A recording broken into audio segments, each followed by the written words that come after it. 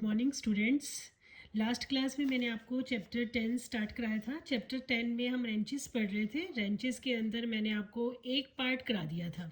अब मैंने आपको दूसरा पार्ट कराना है। एक पार्ट एक वीडियो में हो गया, दूसरा पार्ट दूसरी वीडियो में मैं आपको सेंड कर रही हूँ। दूसरा पार्ट हमारा है tetrahedron form by the two forces of a constant volume. हमने क्या किया था, एक गिवन सिस्टम ऑफ फोर्स को रिप्लेस किया था दो फोर्स से, और वो जो दो फोर्स है वो एक टेट्राहीड्रन बना रही है।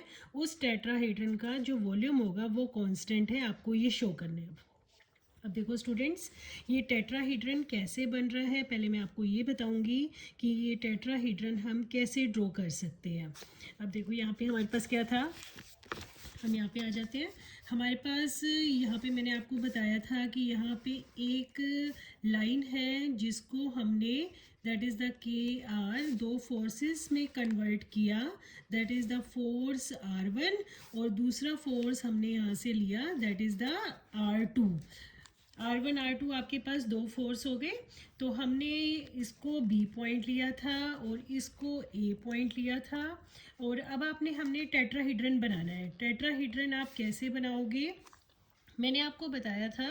जब हम R1 फोर्स लेते हैं, R1 फोर्स आपका ये AC कैसे है, ऐसे है, ऊपर की तरफ है। और जो आपका BD है वो कॉपी के नीचे की तरफ है। मतलब C पॉइंट तो आपका देखोगे ऊपर की तरफ है और D पॉइंट नीचे की तरफ है। हम क्या करेंगे, जो ये C पॉइंट है, C पॉइंट को B से ज्वाइन कर देंगे। तो आप देखोगे इस टाइप का ट्रायंगल बन जाएगा। जब मैं यहाँ पे C पॉइंट है, C को B से ज्वाइन करती हूँ तो एक ट्रायंगल बन जाएगा। तो वो हमारा ये बन गया, दैट इज द ट्रायंगल। अब डी पॉइंट जो है, डी पॉइंट देखो स्टूडेंट नीचे की तरफ है। फिर हमने क्या करना है, इस डी पॉइंट को, जो डी पॉइंट है, डी पॉइंट नीचे की तरफ है, उसको हम ए पॉइंट से भी मिलाएंगे, बी से भी। इस ट्रायंगल के तीनों पॉइंट से, जैसे ये ट्रायंगल बन रहा है, ट्रायंगल के तीनों पॉइंट से डी को मिला देंगे, ABC। तो आपका क्या बन जाएगा, एक टेट्राहीड्रन बन जाएगा। मैं नॉर्मली आपको समझाती हूँ कि टेट्राहीड्रन क्या होता है। जब हम जैसे कोन का लेके चलते हैं, कोन क्या होता है, जब आप कोन लेते हो तो कोन में नीचे सर्कल होता है और ऊपर आपका एक ऐसे ये कोन बनता है और उसका बेस क्या होता है, सर्कल।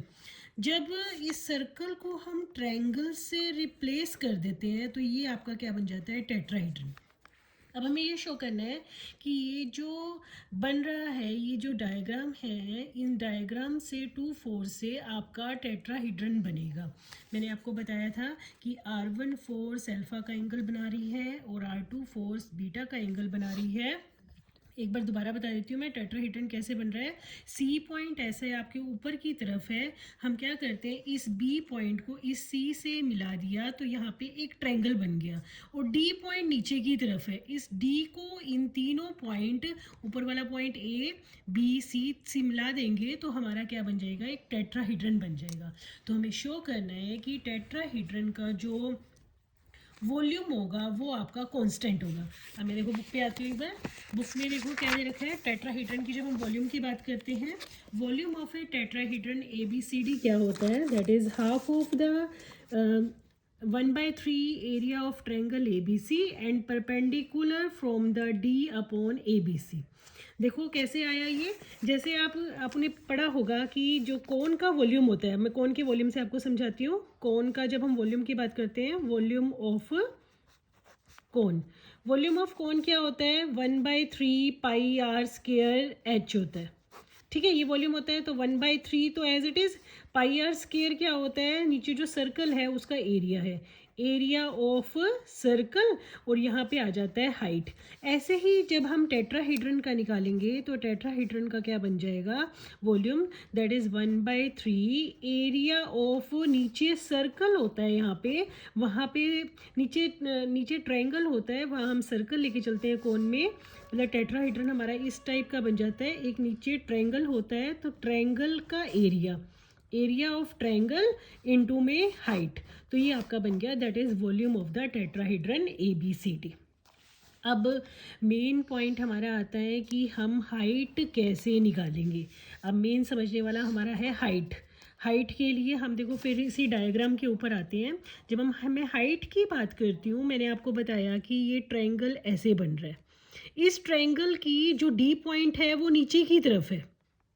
ट्रायंगल ऐसे है आपका, ट्रायंगल ए बी सी हो गया, डी पॉइंट आपका नीचे की तरफ है। डी से हमने इस ट्रायंगल के ऊपर परपेंडिकुलर डालना है, तो पहले मेन एंगल निकालना पड़ेगा। तो हम एंगल देखेंगे। अब मैंने आपको बताया ये जो ए सी है वो यहाँ देखो ये अल्फ़ा का एंगल बना रहा है, और जो डी पॉइंट है वो नीचे की तरफ है। डी पेज तक आने में बीटा का एंगल बना रहा है। तो total angle of triangle from D point क्या हो जाएगा, देखो पहले डी पॉइंट पेज तक आया तो बीटा का एंगल बना, फिर पेज से ऊपर की तरफ आया तो अल्फा का एंगल बना। तो आप देखोगे कि डी पॉइंट से जो पूरा एंगल बन रहा है वो हमारा एंगल क्या है, दैट इज अल्फा प्लस में बीटा एंगल हमारा बन रहा है।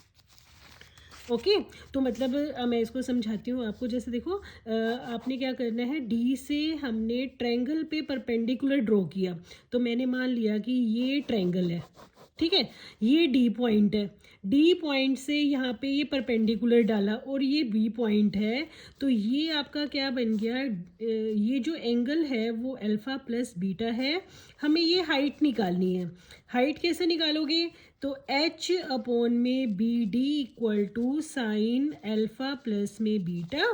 तो h आपका क्या हो जाएगा, B D sine alpha plus में beta, that is the height of a point D from A B C. देखो मैं दोबारा से बताती हूँ, आप इसको ध्यान से समझो कि जो आपका ये जो ट्रायंगल है, ट्रायंगल ये बना ट्रायंगल, ये जो सी पॉइंट है, मैंने आपको बताया था सी पॉइंट ऐसे ऊपर की तरफ है जो पेज तक अल्फ़ा का एंगल बना रहा है। पेज से सी पॉइंट पे अल्फ़ा का एंगल है, और जो डी पॉइंट है वो पेज से नीचे है, वो पेज तक आने पे बीटा बना रहा है। तो डी से यहाँ तक आने का पूरा एंगल आपका क्या हो गया, अल्फ़ा प्लस बीटा हो गया। तो मैंने यहाँ से आपको समझाया कि डी से मान लो ये लाइन आपकी ट्रायंगल को शो कर रही है, तो डी से इस ट्रायंगल पे परपेंडिकुलर डाला और ये पूरा एंगल आपका अल्फ़ा प्लस बीटा हो गया। तो h upon B D sine alpha plus beta, तो h equal to B D sine alpha plus में बीटा। तो ये आपकी हाइट हो गई। देखो स्टूडेंट 3D का है, ये समझ में आना थोड़ा टफ है, फिर भी आप कोशिश करना कि वीडियो को बार बार देख के आपको समझ में आ जाए। अगर आपको नहीं समझ में आता तो आप ये छोटा सा फॉर्मूला है, एज ए फॉर्मूला भी लर्न कर सकते हो, ठीक है। तो मेन ये हाइट समझने का था। उसके बाद मैं आपको बुक में से ही बताती हूँ।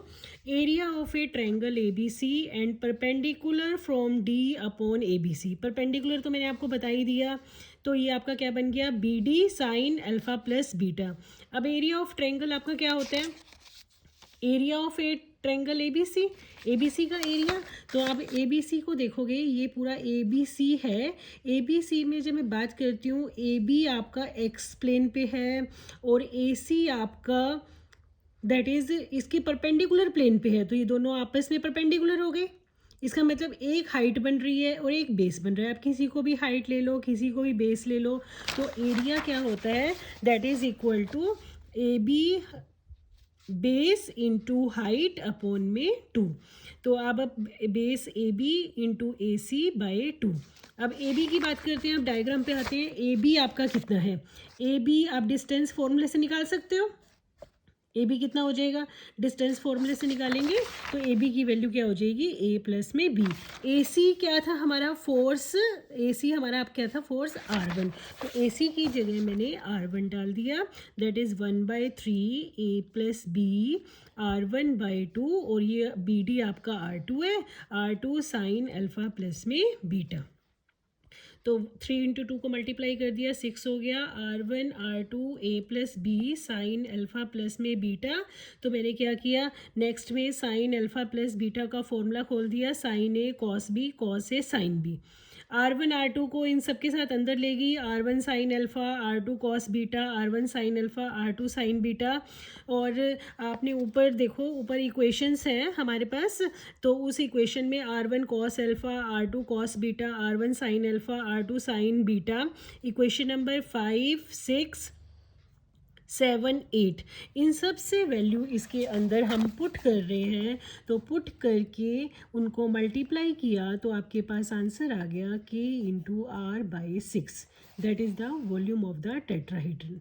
तो स्टूडेंट्स आप समझने की कोशिश करना, मुश्किल नहीं है, ये पूरा आर्टिकल इम्पोर्टेंट भी है और आपको ईज़िली समझ में भी आ जाएगा। अगर ये जो आपको परपेंडिकुलर वाला स्टेप नहीं भी समझ में आए तो जब आपकी ऑफलाइन क्लास लगेगी तो मैं उसमें आपको दोबारा भी बता दूंगी। तो आप इसको समझने की कोशिश करना। तो नेक्स्ट आर्टिकल मैं नेक्स्ट वीडियो में बताऊंगी। तब तक के लिए थैंक यू।